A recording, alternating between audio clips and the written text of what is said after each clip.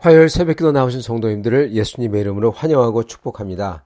오늘은 출애굽기서 21장 28절부터 36절 말씀으로서 사고와 회개라는 제목으로 전하도록 하겠습니다. 소가 남자나 여자를 받아서 죽이면 그 소는 반드시 돌로 쳐서 죽일 것이요 그 고기는 먹지 말 것이요 임자는 형벌을 면하려니와 소가 본래 받는 버릇이 있고 그 임자는 그로 말미암아 경고를 받았으되 단속하지 아니하여 남녀를 막론하고 받아 죽이면 그 소는 돌로 쳐 죽일 것이요 임자도 죽을 것이요 만일 그에게 속죄금을 부과하면 무릇 그 명령한 것을 생명의 대가로 낼 것이요 아들을 받든지 딸을 받든지 이 법규대로 그 임자에게 행할 것이며 소가 만일 남종이나 여종을 받으면 소 임자가 은 30세겔을 그의 상전에게 줄 것이요 소는 돌로 쳐서 죽일지니라. 사람이 구덩이를 열어두거나 구덩이를 파고 덮지 아니하므로 소가 나귀가 거기에 빠지면 그 구덩이 주인이 잘 보상하여 짐승의 임자에게 돈을 줄 것이요 죽은 것은 그가 차지할 것이니라. 이 사람의 소가 저 사람의 소를 받아 죽이면 살아있는 소를 팔아 그 값을 반으로 나누고 또한 죽은 것도 반으로 나누려니와 그 소가 본래 받는 버릇이 있는 줄을 알고도 그 임자가 단속하지 아니하였으면 그는 소를 갚을 것이요 죽은 것은 그가 차지할지니라. 아멘. 오늘 말씀은 사고와 그리고 또한 알면서도 고치지 않거나 방치해서 일어난 사건에 대해서 하나님의 법이 말씀하십니다. 먼저 소가 사람을 받아서 죽인 거가 나옵니다. 그래서 사람이 죽으면 그 소를 반드시 죽이라고 주님께서 명하십니다. 소가 사람을 들이받아 죽였다. 그러면은 그 주인에게는 사고입니다. 그 주인은 어떻게 사람을 죽이고자 하는 마음이 전혀 없었잖아요. 소주인은요. 주인은 소가 그럴지도 전혀 몰랐고 그런 일이 일어난 적이 한 번도 없었고 그리고 그렇기 때문에 하나님께서는 그 주인이 아니라 그 소에게 책임을 지우겠다 그렇게 말씀하십니다. 그 주인은 이제 불가항력적인 거죠. 그죠? 그래서 소의 주인은 죄가 없습니다. 그래서 이걸 다 사고라고 하죠. 그렇지만 소에게는 책임을 지우신다는 겁니다. 그래서 그 소는 죽임을 당해야 한다. 그렇게 말씀하십니다. 이걸 보면요. 어떤 분들은 야 소도 사람 취급하냐 하고 비웃을 수도 있습니다. 그냥 소는 소인데 그렇지만 성경에서 하나님께서 세우신 인간 사회의 규범의 핵심 생각이 있는데요. 그게 뭐냐면 인간이라는 존재는요. 하나님의 형상이라는 겁니다. 그게 제일 핵심되는 생각이에요. 모든 인간 사회의 규범에서요. 인간은 하나님의 형상이다. 그리고 인간은 오직 하나님의 영광을 위해서 만들어졌고 그리고 인간은 하나님만의 소유다. 그 어떤 것도 인간 위에 없다는 겁니다. 하나님 외에는. 그렇기 때문에 그 어떤 짐승이나 또는 사람이 그 형상을 파괴할 때 그거는 자기들의 어떻게 보면은 하극상이죠. 군대로 얘기하자면은. 자기들의 더 위에 있는 존재를 오직 하나님께 속한 하나님 것이 된 존재를 건드린 겁니다. 쉽게 얘기하자면. 그래서 파괴한 겁니다. 심지어 그게 하나님의 모습을 닮은 존재예요. 즉 하나님이 안 계시지만 하나님에게 해를 끼친 거나 다름없다라는 것이죠. 그 생각이 구약 속에 들어있어요. 그렇기 때문에 그 죄는 하나님에게 이른다는 겁니다.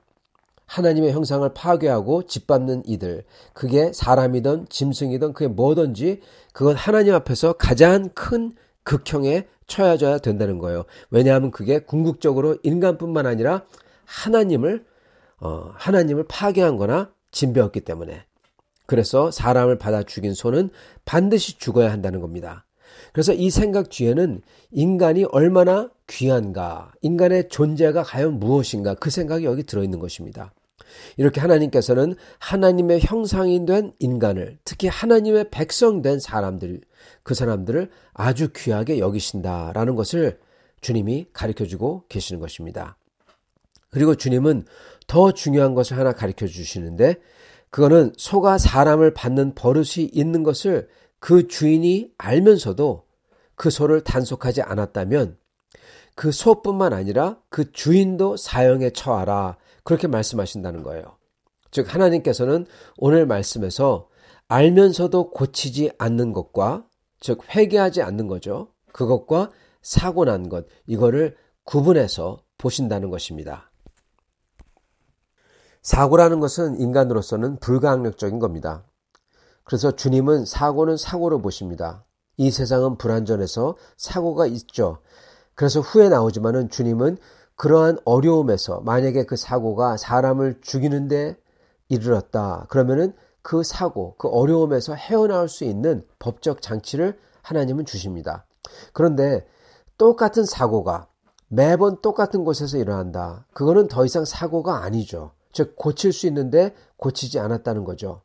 신앙적인 말로 한다면 회개할 수 있는데 회개를 거부한 것입니다. 그러므로 사고 나는 것하고요. 사고, 그것도 한 인간을 죽음에 이르는 사고가 날 수 있는 것을 잘 알면서도 안 고치는 것. 이것과 사고는 엄연히 다르고 이렇게 알면서도 안 고치는 것, 즉 알면서도 회개하지 않는 것은 그 불순종의 결과가 죽음이라면은 그렇다면 죽음으로써 갚아야 된다. 시력상실이라면 시력상실로서, 눈에는 눈으로, 이에는 이로써, 즉 알면서도 죄져서 다른 이를 해친 것의 결과를 그 사람도 똑같이 받도록 하라라는 것입니다. 그가 그렇게 했으니 그도 그렇게 된다. 이걸 알아야 그렇게 하지 않죠. 그리고 또한 이게 공평한 처벌인 것입니다. 이건 우리의 행동에 상응하는 결과가 있다. 이거를 깨닫게 해주는 거예요. 특히 다른 하나님의 형상된 존재를 해치는 것에 대한 상응하는 결과는 죽음이라는 것을, 그게 있다는 것을 알도록 하신다는 겁니다. 그게 하나님의 법칙, 우주의 법칙이죠. 심은 대로 거두는 것. 이게 주님이 만드신 절대적 우주적인 법칙이라는 것을 알려주고 계시는 것입니다. 특히 알면 고쳐야 되는데, 회개라고 할까요? 이걸 해야 되는데 안에서 사람이 죽거나 다른 사람이 죽거나 동물이 죽거나 했을 때 이거에 대한 무서운 결과들이, 알면서도 회개를 거부한 결과가 다른 무고한 생명이 죽는 끔찍한 결과라면 반드시 그 알면서도 회개를 거부한 이는 무고한 생명이 죽었기 때문에 그도 죽는다는 겁니다. 그래서 이건 정말 무서운 겁니다. 자기의 생명도 생명이지만 남의 생명은 귀하다는 거예요. 그걸 알라는 거죠. 어떤 분은 이러한 법을 보고는요, 야, 이건 하나님이 너무하시다. 눈에는 눈, 이에는 이. 이거는 구약의 법이다. 신약은 다르다. 이건 율법적이다. 이렇게 말하는 분들이 계실 수도 있겠습니다. 근데 그게 아닙니다. 그거는 구약의 법이고 신약은 다르다. 절대로 그렇지 않습니다. 신약도 예수님도 사실은 똑같이 말씀하십니다. 이거는 율법적이 아닙니다. 이건 하나님의 성격과 관련돼 있어요. 이거는 너무하다고 할 수 없습니다. 왜냐? 그 사람의 옳은 일을, 그 사람이 옳은 일을 하기를 거부함으로 인해서 다른 사람이, 나 같은 다른 사람이, 그리고 또한 다른 사람의 귀한 자식이 죽었어요. 하나님께서는 이에 대해서 공평하게 공의를 집행하시겠다는 것입니다. 하나님의 성격은 공의입니다. 그리고 이것을 마치 사고로 치부하면서 내가 억울하다, 그럴 수 없다는 거예요. 알면서 됐으니까 이건 큰 죄라는 거예요. 다른 사람을 죽인 것과 똑같다는 것입니다. 그러므로 이 말씀을 듣는 이들은 옳게 바로잡고 그리고 회개, 이거를 갖다가 하라는 겁니다. 회개를 거부할 수 없게 되는 것입니다. 알면서도 순종하는 것을 거부할 수 없는 거예요. 그러면 정말 큰일 난다는 겁니다. 즉 이 말씀은 하나님께서 죄인과 악인에게 향한 경고인 셈인 것입니다. 잘 보라고. 그래서 너의 회개의 거부로서 다른 사람을 해하고 그리고 다른 사람의 자식을, 귀한 자식을 죽이는 그러한 일이, 해하는 그러한 일이 없으라고 주시는 하나님의 명령인 것입니다. 오늘 이 말씀을 통해서 우리는 하나님께서 하나님의 형상인, 당신의 형상인 인간을 얼마나 귀히 여기시는지를 저희가 깨달아야 할 것입니다. 만약 또한 인간이 어쩔 수 없이 당하는 불가항력적인 사고에 대해서 하나님은 긍휼히 여기신다는 것도 알아야 되고, 그렇지만 고의적으로 회개를 거부하면서 그래서 그 결과로 일어나는 죄의 결과에 대해서는 하나님께서는 심판을 한다는 것을 오늘 말씀을 통해서 저희는 또한 알아야 할 것입니다. 하나님은 우리가 섬기며 모시는 하나님은 이런 분이신 것입니다. 우리 예수님이 이런 분이세요. 우리 예수님께서는 남의 자식, 남의 소중한 사람, 그 사람을 자기의 죄로 인해서 자기의 악의로 인해서 실족하게 하고 그리고 주님을 믿지 못하게 하는 사람들, 다른 사람을 죽이는 것과 마찬가지죠. 그런 사람들을 보고 차라리 그들은 연자맷돌을 메고 바닷속으로 던져지는 게 낫다. 그렇게 말씀하셨습니다. 그건 죽음보다 더한 것이죠. 우리 예수님은 그런 분이세요. 그래서 우리 주님은 공의와 사랑의 주님이신 것입니다.